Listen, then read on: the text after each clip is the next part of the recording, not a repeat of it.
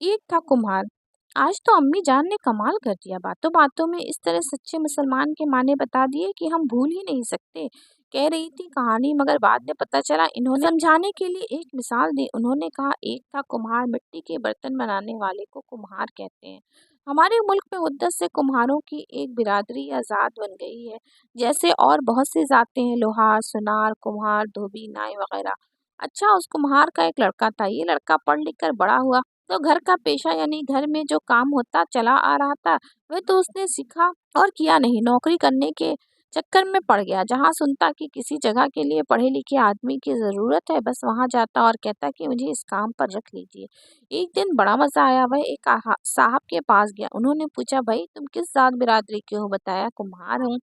इन्होंने पूछा, क्या तुम बर्तन बनाना जानते हो? उसने कहा, नहीं, बर्तन बनाना मैं नहीं जानता। ये सुनकर उस साहब ने कहा, वाह भाई वाह, तुम कुम्हार हो कर बर्तन बनाना नहीं जानते? अच्छा, तो बर्तन पकाना तो जानते होगे? उसने कहा, नहीं, मैं बर्तन पकाना भी नहीं जानता। ये सुनकर उन साहब ने कहा, वाह भाई वाह, तुम कैसे कुम्हार हो? ना बर्तन बनाना जानते हो, ना बर्तन पकाना। अच्छा ये बताओ, बर्तनों के लिए मिट्टी बनाना तो तुम जानते ही होगे? उसने कहा, नहीं साहब, मैं बर्तनों के लिए मिट्टी बनाना भी नहीं जानता।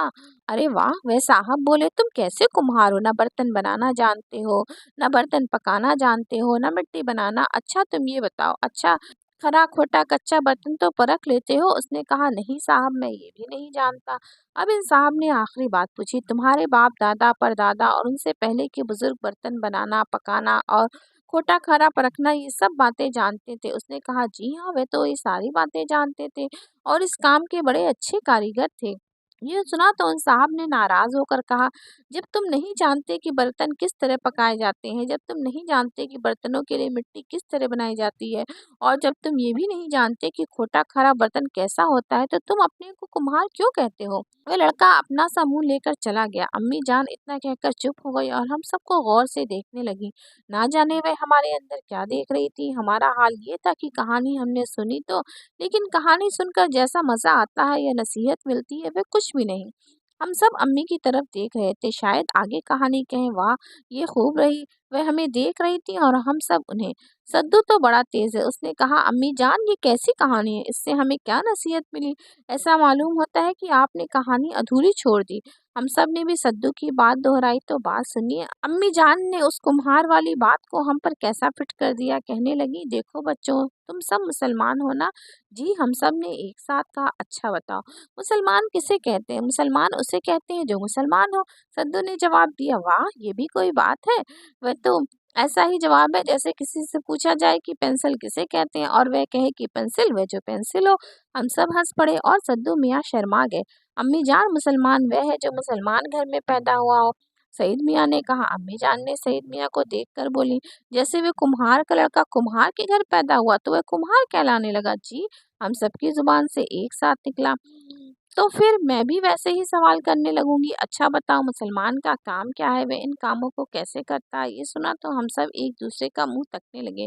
सप्पू बाजी ने बड़ी हिम्मत की और बोली, मुसलमान का काम है वह ला इलाहा इल्लल्लाह मुहम्मद रसूलुल्लाह पढ़ा करे। क्या मतलब? अम्मी जान ने पूछा।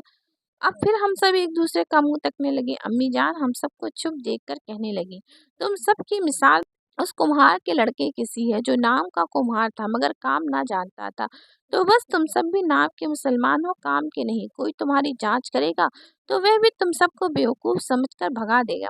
हमारा दिल कह रहा था, अम्मी जान बिल्कुल ठीक कहती है, और हम सब सोच रहे थे, वाह कैसी अच्छी मिसाल से अम्मी जान ने बात समझाई।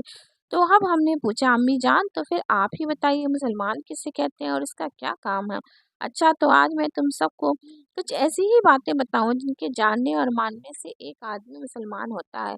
कल से ऐसी कहानियां सुनाऊंगी कि उनको सुनकर मुसलमान होने के काम जानने लगोगे। ये कहकर अम्मी जान ने बताया कि मुसलमान का अकीदा यही है जो कलमे शरीफ में बताया गया, यानी ला इलाहा इल्लल्लाह मुहम्मदुर रसूलुल्लाह, यानी अल्लाह के सिवा कोई इलाह नहीं और मोहम्मद सल्लल्लाहु अलैहि वसल्लम अल्लाह के रसूल है। अल्लाह का मतलब ये है कि अल्लाह ही हमारा पालने वाला है, अल्लाह ही हमारा देखभाल करने वाला, अल्लाह हमारी ज़रूरतें पूरे करता है, वही हमें सब कुछ देता है اور وہی سب کچھ کرتا ہے۔ مطلب یہ کہ ہمارا مالک اور مولا اور حاکم آقا وہی ہے، اللہ کے سوا کوئی ایسا نہیں جو کچھ پیدا کر سکے یا اس کے بس میں کچھ ہو، سب اللہ کے محتاج ہیں، اللہ کسی کا محتاج نہیں۔